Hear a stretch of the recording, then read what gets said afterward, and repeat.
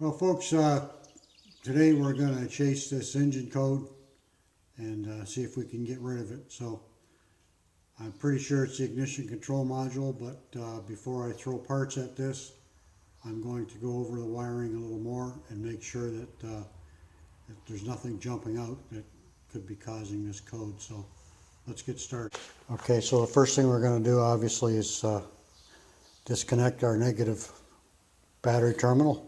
Okay, so the next thing we're going to do is we're just going to pop this off to make it easier to get at the distributor, the wiring and stuff. So I'll be taking these off one at a time and looking for corrosion and spraying them with some spray just to make sure that there's nothing there, making sure the wiring is good.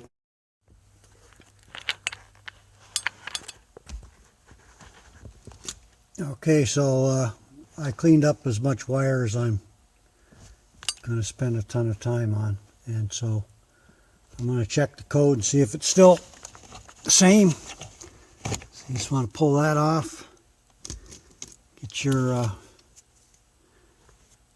handy dandy tester, and you want A and B. Okay, so we've got our tester on A and B and the port. So now we'll see what engine codes we have. So let's see if we cleared it.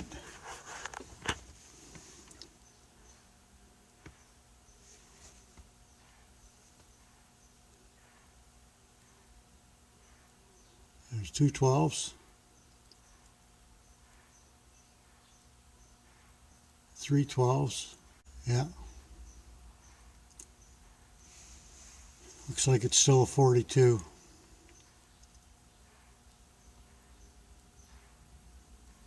Two, three, four, 1, 2. So the code didn't go away, which leads me to believe that our problem is the ignition control module. I cleaned all the wiring I could find. I'm not going to chase it too far. We'll probably just order one of those and get it in here and see if that does the trick. Okay, back at it here about a week later. So today we're going to get the ignition control module installed. So here's the part number I used. AC Delco, GM part.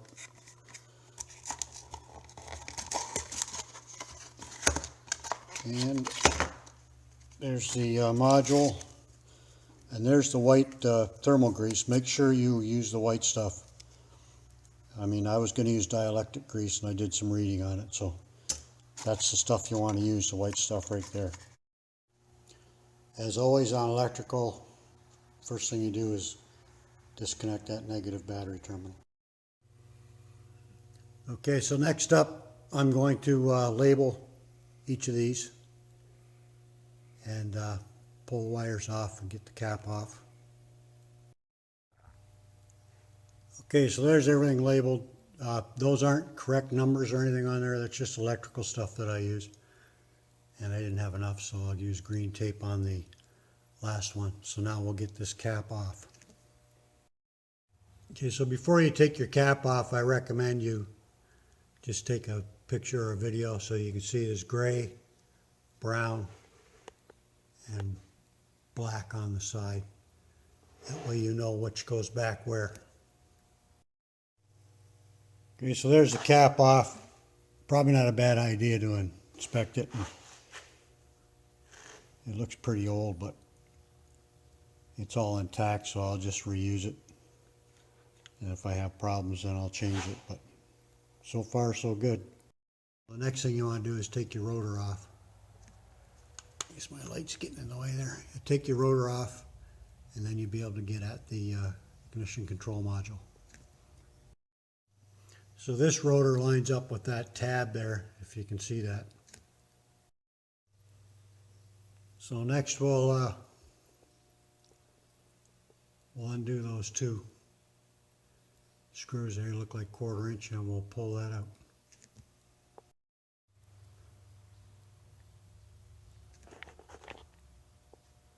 So there it is. So we'll just disconnect these, carefully disconnect these. This is all old stuff, so you can't be reefing on it. So we'll get these disconnected and we'll get the new one in. So when I say brittle, I'm not kidding. I've dropped a piece way down in there, so I'm hoping these will come to the rescue.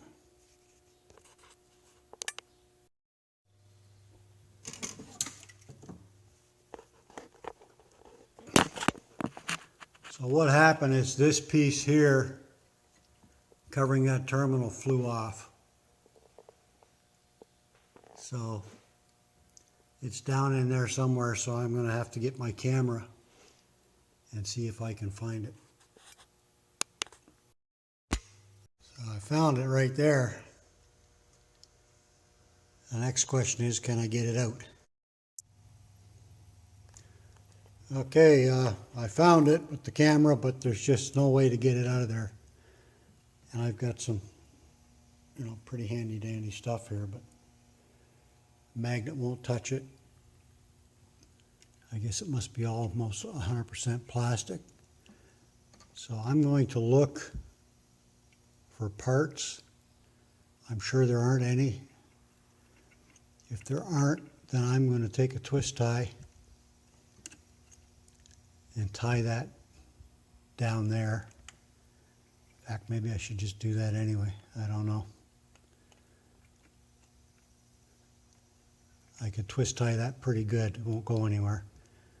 And then get this thing back together. But anyway, I'm going to have a quick look on the internet and see what I can find. More later. Okay, so I checked online. I can't find anything, so I'm going to go ahead and, you can see that there. I'm going to go ahead and take a zip tie and tie that down and hope that that does the trick, because I can't find parts for this distributor. I looked all over the place. Okay, so there it is, the zip tie, and I think it's going to be fine. So I'm going to go ahead and clean that block out there, put the new white grease on, and get this thing back together. Okay, so we're back to it here. I was, as I mentioned, the wiring harnesses on this distributor are really bad, really brittle. And I had planned to get new ones and rebuild it, but again, here we are. We're heading into, well, I guess we're heading into mid-July pretty soon. So I'm just going to clean everything up, tape it up, and put it back together with the new ignition control module, so I can get a chance to drive the bloody car. And then this winter I'll take all that and source the wiring harnesses and so on and get it all spiffy. But for now, this is where we're at. So as you can see here, I lost that top off of that ground terminal. It's way down in there. I'll never get it out. So I'm going to, I cleaned that block off there, and I'm going to put the white grease on there, the thermal grease, and then I'm going to get this ignition control module on there and clean up the cap and rotor and get this thing back together.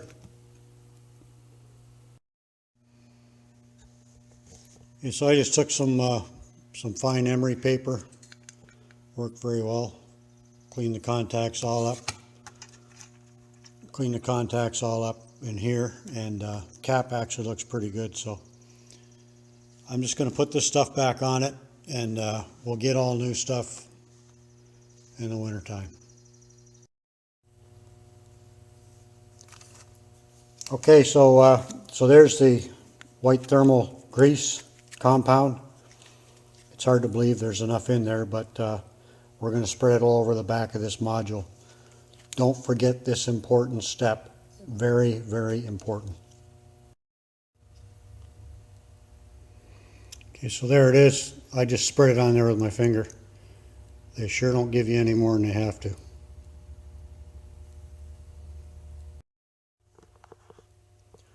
Okay, so the fun continues here with a 38-year-old plastic. So this is the stuff I'll have to source in the, I guess we'll call it the off season. It's just all falling right apart. So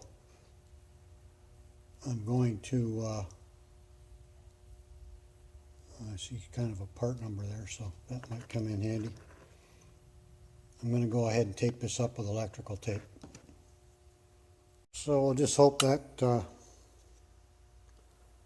holds it. I'll get this back in. So there she is. I had to crazy glue one of the clips on.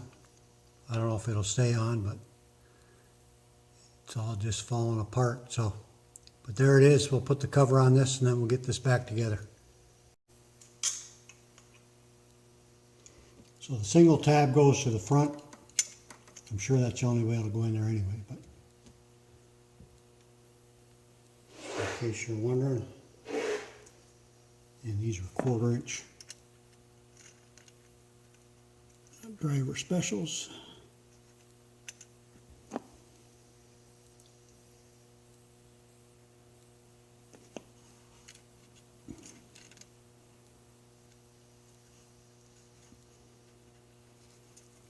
And they weren't on there real tight to start with, so I'm just going to hand tighten them on there. I'm not going to reef on them. Everything is too fragile.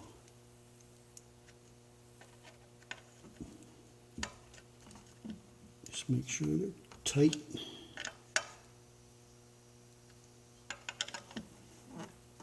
And that's it.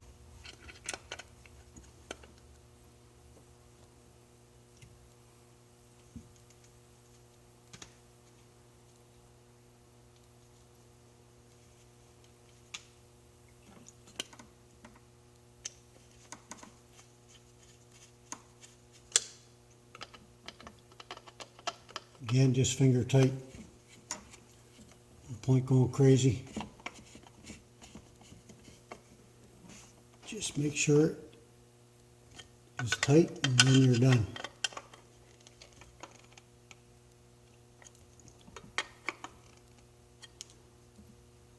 There you go. Get the cap on. Okay, so there we are. This little job is done. So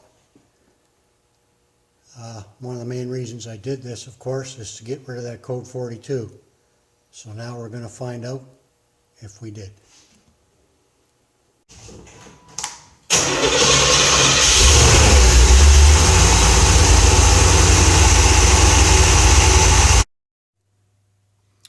Well, you heard it started right up.